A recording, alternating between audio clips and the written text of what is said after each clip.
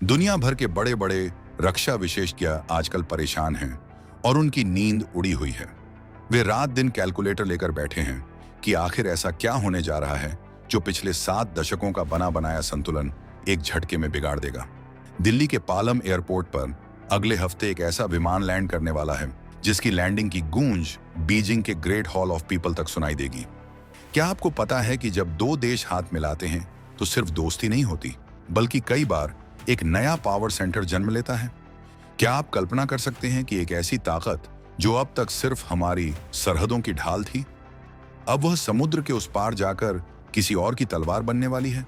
आखिर वो कौन सा समझौता है जिसने सुपर पावर अमेरिका और ड्रैगन चीन दोनों को अपने रणनीतिक गलियारों में चर्चा करने पर मजबूर कर दिया है? आज का यह वीडियो उसी रात से पर्दा उठाएगा जो आने वाले कल का भूगोल तय करने वाला है। अगले कुछ मिनटों में हम उस सच का सामना करेंगे जिसे दुनिया के नक्शे पर एक नई लकीर माना जा रहा है।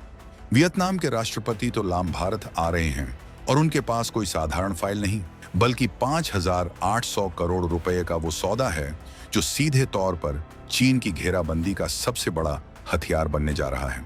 यह मामला सिर्फ पैसों का नहीं है, यह मामला है उस ब्रह्मास्त्र का जिसे हम ब्रह्मोस कहते हैं। वियतनाम की धरती पर ब्रह्मोस का उतरना मतलब दक्षिण चीन सागर में चीन की दादागिरी के अंत की शुरुआत है। ये डील इतनी बड़ी है कि इसमें रूस का भी नाम जुड़ गया है, जिसने इस सौदे को हरी झंडी दे दी है। यानी अब भारत का सबसे घातक हथियार उस इलाके में आग उगलने के लिए तैयार है जिसे चीन अपनी निजी जागीर समझता है। अब बात करते हैं उस खौफ की जिसका नाम सुनते ही पड़ोसी मुल्कों के पसीने छूट जाते हैं। आपको याद होगा ऑपरेशन सिंदूर का वो मंजर जब ब्रह्मोस ने पाकिस्तान की सरजमी पर घुसकर वहां तैनात चीनी मिसाइलों और एयर डिफेंस सिस्टम को खिलौने की तरह तबाह कर दिया था। उस वक्त दुनिया ने देखा था कि मेड इन इंडिया ब्रह्मोस की ताकत क्या है। आज वही खौफ चीन के खेमे में घर कर गया है, क्योंकि उसे पता है कि अगर वियतनाम के पास ये हथियार पहुंच गया तो फिर उसकी समुद्री गुंडागर्दी ज्यादा दिनों तक नहीं चलने वाली। वियतनाम के साथ भारत का रिश्ता अब सिर्फ सांस्कृतिक नहीं रहा, बल्कि यह एक ऐसी सामरिक दीवार बन चुका है जिसे तोड़ना किसी के बस की बात नहीं। ब्रह्मोस कोई मामूली मिसाइल नहीं है, यह चलती फिरती तबाही है। इसकी रफ्तार मैक 2.8 है, यानी यह आवाज की गति से लगभग 3 गुना तेजी से अपने शिकार की तरफ झपटती है। आप इसे जमीन से दागिए, समंदर से या फिर आसमान से, यह हर जगह काल बनकर टूटती है। सबसे बड़ी बात यह है कि इसकी रफ्तार ही इसका सबसे बड़ा कवच है। जब तक दुश्मन का रडार इसे पकड़ने की कोशिश करता है, तब तक ब्रह्मोस अपना काम तमाम कर चुकी होती है। दुश्मन को पलक झपकने का भी मौका नहीं मिलता, और यही वजह है कि वियतनाम इसे अपनी कोस्टल डिफेंस यानी तटीय सुरक्षा के लिए सबसे जरूरी मान रहा है। दक्षिण चीन सागर में जहां चीन अपनी आर्टिफिशियल द्वीप बना रहा है, वहां ब्रह्मोस की तैनाती गेम चेंजर साबित होगी। लेकिन सवाल यह है कि आखिर वियतनाम को इतनी जल्दी क्यों है? देखिए, वियतनाम और चीन के बीच समुद्र की सीमा को लेकर दशकों से तनातनी चल रही है।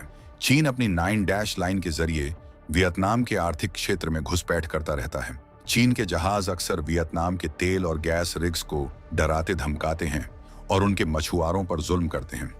वियतनाम अच्छी तरह जानता है कि अगर उसे अपनी जमीन और समंदर की हिफाजत करनी है तो उसे एक ऐसा हथियार चाहिए जिसे देखकर चीनी नौसेना के पैर कांपने लगें। और भारत की ब्रह्मोस से बेहतर विकल्प पूरी दुनिया में कोई दूसरा नहीं है। जैसे ही वियतनाम के राष्ट्रपति की भारत यात्रा और इस $700 मिलियन की डील की खबर लीक हुई, बीजिंग में जैसे मातम सा छा गया। वहां के रक्षा विशेषज्ञ इस बात को लेकर हैरान हैं कि रूस ने भी इस डील के लिए रजामंदी दे दी। चीन हमेशा से चाहता था कि वियतनाम जैसे देश रूस पर निर्भर रहें, क्योंकि रूस पर चीन का थोड़ा बहुत दबाव रहता है।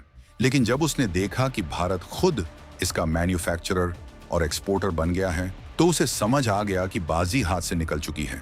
चीन को अब रात में सपने आते हैं कि अगर वियतनाम ने अपने तटों पर ब्रह्मोस लगा दी तो उसके हेनान द्वीप पर स्थित नेवल बेस सीधे निशाने पर होंगे। चीन का चरित्र शुरू से ही विस्तारवादी रहा है। उसने न सिर्फ वियतनाम बल्कि फिलीपींस, जापान, मलेशिया और ब्रुनेई जैसे देशों को भी परेशान कर रखा है। फिलीपींस के जहाजों पर पानी की बौछार करना हो या जापान के सेनकाकू द्वीपों पर दावा ठोकना, चीन ने हर तरफ दुश्मनी मोल ले रखी है। लेकिन अब वक्त बदल गया है। 2026 का यह दौर भारत के नेतृत्व का दौर है। अब ये तमाम देश भारत को एक उम्मीद की किरण की तरह देख रहे हैं। भारत अब सिर्फ अपनी सुरक्षा की बात नहीं करता, बल्कि वह अपने दोस्तों के हाथों में भी इतनी ताकत दे रहा है कि वे अपनी रक्षा खुद कर सकें। ब्रह्मोस अब केवल एक मिसाइल का नाम नहीं है, यह मेक इन इंडिया का एक ग्लोबल चेहरा बन चुकी है। फिलीपींस पहले ही $375 मिलियन की डील कर चुका है और वहां ब्रह्मोस की तैनाती भी शुरू हो गई है। इंडोनेशिया से भी बातचीत आखिरी दौर में है और थाईलैंड भी हर रोज दिल्ली के चक्कर लगा रहा है कि उसे भी यह जादुई मिसाइल मिल जाए। इतना ही नहीं, मिडिल ईस्ट के रईस देश जैसे सऊदी अरब और यूएई भी लाइन में लगे हैं। अर्जेंटीना और ब्राजील जैसे दूर दराज के देश भी भारत की इस तकनीक के मुरीद हो चुके हैं। भारत अब दुनिया के उन चुनिंदा क्लबों में शामिल है जो हाईटेक मिसाइल तकनीक को एक्सपोर्ट करते हैं। सालों तक चीन ने भारत को घेरने के लिए स्ट्रिंग ऑफ पर्ल्स यानी मोतियों की माला वाली रणनीति अपनाई। उसने पाकिस्तान के ग्वादर, श्रीलंका के हम्बनटोटा और म्यांमार में अपने ठिकाने बनाए ताकि भारत को उसके पड़ोस में ही दबाया जा सके। लेकिन भारत ने एक्ट ईस्ट पॉलिसी के जरिए पासा ही पलट दिया। अब भारत चीन के घर के पीछे यानी उसके बैकयार्ड में जाकर खेल रहा है। वियतनाम और फिलीपींस जैसे देशों को मजबूत करके भारत ने चीन के चारों तरफ ब्रह्मोस की एक ऐसी दीवार खड़ी कर दी है जिसे पार करना ड्रैगन के लिए मुमकिन नहीं होगा। अब जरा इस मिसाइल की बारीकियों को समझिए जो वियतनाम को मिलने वाली है। वियतनाम जो वर्जन ले रहा है उसे शोर बेस्ड कोस्टल मिसाइल सिस्टम कहते हैं। यह मोबाइल लॉन्चर पर आधारित है, यानी इसे ट्रकों पर लाद कर जंगलों, पहाड़ों या समुद्र के किनारों पर कहीं भी छिपाया जा सकता है। इसमें फायर एंड फॉरगेट तकनीक है। एक बार मिसाइल दाग दी गई तो वह खुद अपना रास्ता ढूंढती है और दुश्मन के जहाज को बीच समंदर में 2 टुकड़ों में चीर देती है। यह मिसाइल समुद्र की लहरों से मात्र 10 से 15 मीटर ऊपर उड़ती है, जिसे सी स्कीमिंग कहते हैं। इसकी वजह से रडार इसे देख ही नहीं पाते और जब तक पता चलता है तब तक बहुत देर हो चुकी होती है। सोचिए, अगर कल को चीन वियतनाम के खिलाफ कोई हिमाकत करता है तो क्या होगा। वियतनाम के पास मौजूद ब्रह्मोस चीन के कीमती युद्धपोतों को कबाड़ में बदल देगी। हालांकि चीन के पास भी एयर डिफेंस सिस्टम है, लेकिन ब्रह्मोस जैसी सुपरसोनिक रफ्तार को रोकना आज भी दुनिया की सबसे बड़ी चुनौती है। यह मिसाइल युद्ध के मैदान में संतुलन को पूरी तरह से वियतनाम के पक्ष में झुका देगी। भारत ने साफ संदेश दे दिया है कि अगर आप हमारे पड़ोसियों को उकसाएंगे तो हम आपके विरोधियों को इतना पावरफुल बना देंगे कि आप अपनी सीमा से बाहर झांकने की हिम्मत नहीं करेंगे। भारत का रक्षा निर्यात अब 21,000 करोड़ रुपए के ऐतिहासिक आंकड़े को पार कर गया है। यह सिर्फ व्यापार नहीं है, यह नए भारत की कूटनीतिक जीत है। वियतनाम के राष्ट्रपति तो लाम की यह यात्रा भारत के साथ उनके रणनीतिक संबंधों के 10 साल पूरे होने का जश्न भी है। भारत ने यह दिखा दिया है कि वह अपने दोस्तों के साथ कंधे से कंधा मिलाकर खड़ा है। चाहे वो तकनीक साझा करना हो या हथियारों की सप्लाई, भारत अब पीछे हटने वाला नहीं है। यह डील भारत को वैश्विक रक्षा बाजार में एक बड़े खिलाड़ी के रूप में स्थापित कर देगी। लेकिन क्या आपको लगता है कि चीन चुपचाप ये सब देखता रहेगा? बिल्कुल नहीं। बीजिंग अपनी तरफ से पूरी कोशिश करेगा कि इस डील में कोई ना कोई अड़ंगा डाला जाए। लेकिन भारत और वियतनाम के इरादे फौलादी हैं। दोनों ही देश जानते हैं कि शांति तभी संभव है जब आप युद्ध के लिए पूरी तरह तैयार हों। ब्रह्मोस की यह डील दक्षिण चीन सागर में शांति की गारंटी है, क्योंकि चीन अब किसी भी आक्रामकता से पहले 10 बार सोचेगा। उसे पता है कि अब वियतनाम वो पुराना वाला देश नहीं रहा, अब उसके पास भारतीय ब्रह्मास्त्र की ताकत है। इस पूरी कहानी में रूस का किरदार भी बहुत दिलचस्प है। रूस और भारत ने मिलकर ब्रह्मोस को विकसित किया था, इसलिए बिना रूस की मंजूरी के इसे किसी तीसरे देश को बेचना मुश्किल था। लेकिन भारत की जबरदस्त कूटनीति ने रूस को मना लिया।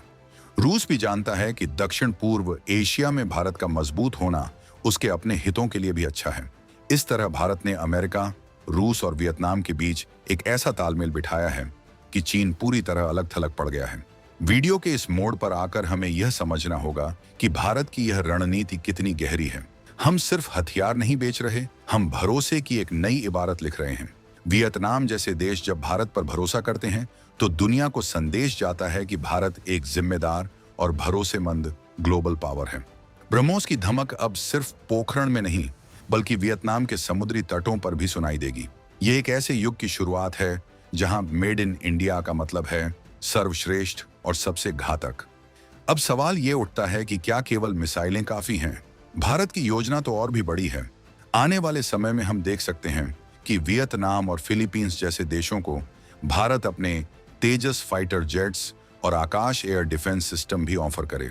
अगर ऐसा होता है तो चीन की घेराबंदी पूरी तरह से मुकम्मल हो जाएगी। भारत अब रक्षा क्षेत्र में आत्मनिर्भर होने के साथ साथ दुनिया का सुरक्षा प्रदाता यानी सिक्योरिटी प्रोवाइडर भी बनता जा रहा है। हमारी मिसाइलें अब सिर्फ सीमाओं पर तैनात नहीं हैं, वे कूटनीति की मेज पर भी भारत का पक्ष मजबूत कर रही है। वियतनाम के राष्ट्रपति का पालम एयरपोर्ट पर उतरना एक ऐतिहासिक क्षण होगा।